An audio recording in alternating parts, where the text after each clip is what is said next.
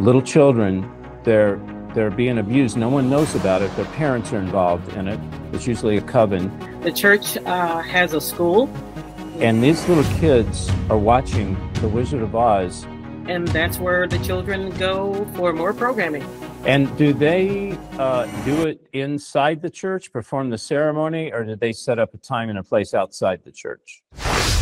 Welcome, all you David Heavener TVers out there. I really appreciate it. Love you guys. Hey, what happens when you discover that what you watch as a child is actually a tool of the enemy to program you? What? I just discovered, and I used to watch this show all the time. Once a year would come on. You know, I think, I don't know, Disney or something put it on it, but you know, it was 1,000 years ago when they had like 3 channels. But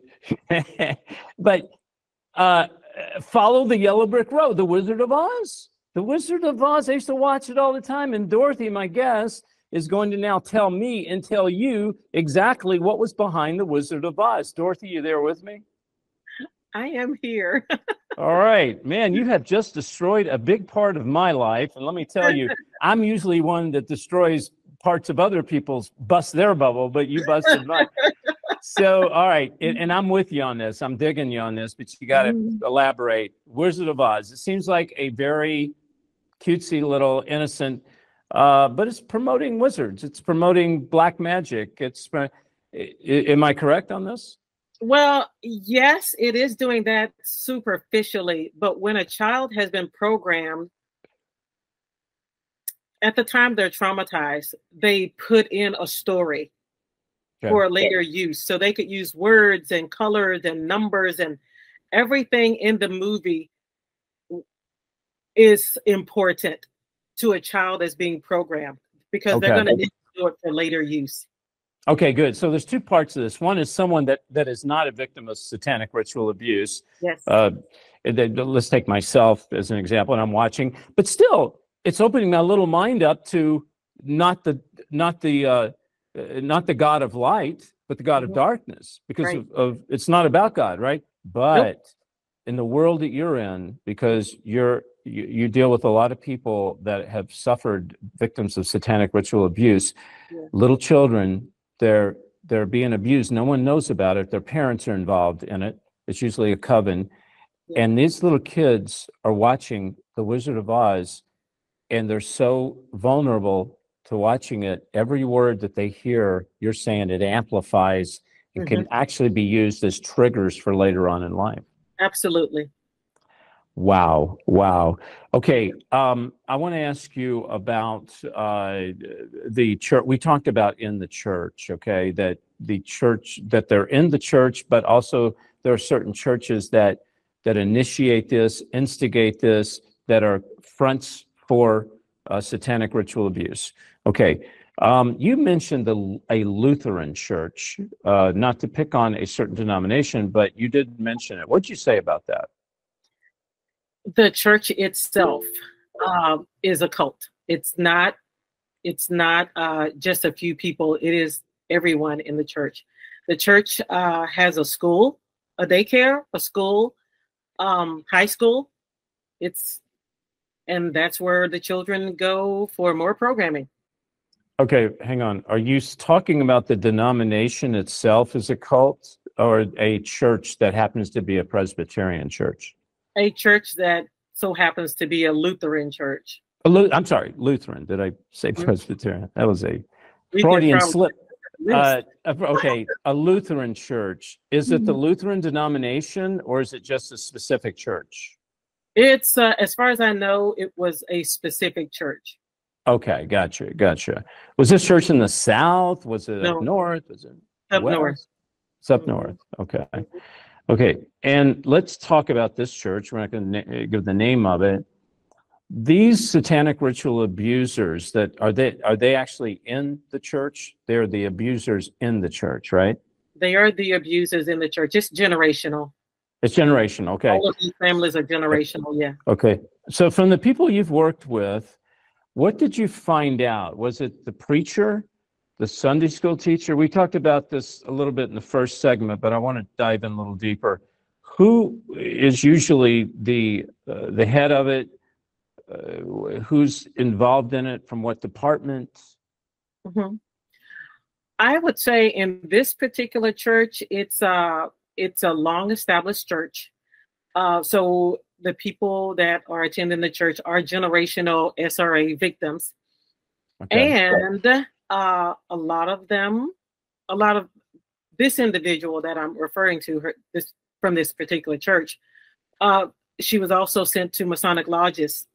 And so everything plays in together. Okay, gotcha. And do they do it inside the church, perform the ceremony, or did they set up a time and a place outside the church? It was at the church, maybe in the basement. Wow. Okay. And oh, by the way, you don't say Jesus to these people, because they don't hear the Jesus we hear, and they've been programmed to pull back, to hate. What happens? You don't say Jesus, right? What do you say? If an individual has some sort of abreaction, body memory, when I say the name of Jesus, I choose something else. I say the Son of God, the Son of David, Yahweh, Yeshua, anything. I'm glad I have options. But wow. Jesus, because parts of them are the learner. It's the part that takes the King James Bible, memorizes it word for word, so and use it in rituals. Right. So the thing. And then the children are also shown films, the Jesus film or some kiddie movie with Jesus in it, to get them acclimated to this Jesus guy. And then someone would come in with the Jesus look, the long brown hair and the robe, and the GQ man, the GQ Jesus. The GQ Jesus, yeah, I guess you call him that. And they would lift their robe, startle the children because he's completely naked, and he will rape them. So the people that I have talked to that have given me the same story over and over and over, they don't like Jesus because he's not trustworthy and he hurt them.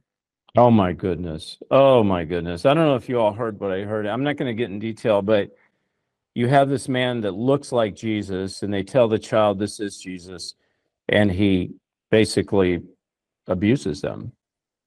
This is from the pits of hell. I mean, this makes me so mad, Dorothy. I could take this camera and throw it against the wall, but we wouldn't be able to finish the show. Okay. You see, this is what I don't understand. You put a man on the moon, you have all this technology, you have a movie about human trafficking, and yet in people's own church's backyard, they don't do anything. They allow this stuff to continue on, and I don't see people talking about it. I'm sorry, Dorothy, I just had a moment of... I guess maybe I might be a program multiple. One of my personalities out of... I just lost my mind there. Sorry. In these last days, people will worship false gods. As the Antichrist arises, Christians will be persecuted. David Heavener Investigates is proud to bring you End Times Investigations, a new DVD series containing over 8 hours of interviews, commentaries, and teaching on Illuminati and the New World Order, Satanism, miracles and healings, the Antichrist, and one world religion. Hi, I'm David Heavener, and I'm proud to bring you this brand new DVD collection, End Times Investigations. David reveals how the media is working hand in hand with the Antichrist system. Order now and receive this special DVD collection. Hey everybody, to order, simply text my name, David, to 41444, or go to davidheavener.tv/David, or simply call 844-806-0006. Text the word David to 41444, or call 844-806-0006. Go and sign up right now to davidheavener.tv. It's exclusive just to the members. You'll see we have 10 channels, okay? We have the Prophecy channel, Saving Baby channel, the original TV series channel, Health and Survival channel, Bible and Prayer channel. Please go and support the ministry by signing up. You can get 2 months free if you do it now. davidheavener.tv.